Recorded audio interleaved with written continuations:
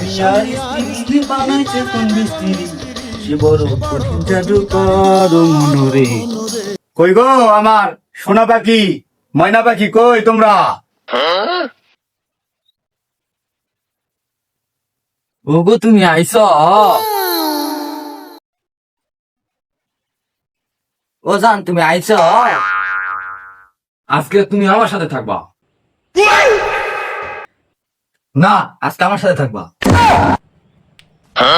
না, আমার সাথে থাকবা। না, আমার কাছে থাকবা।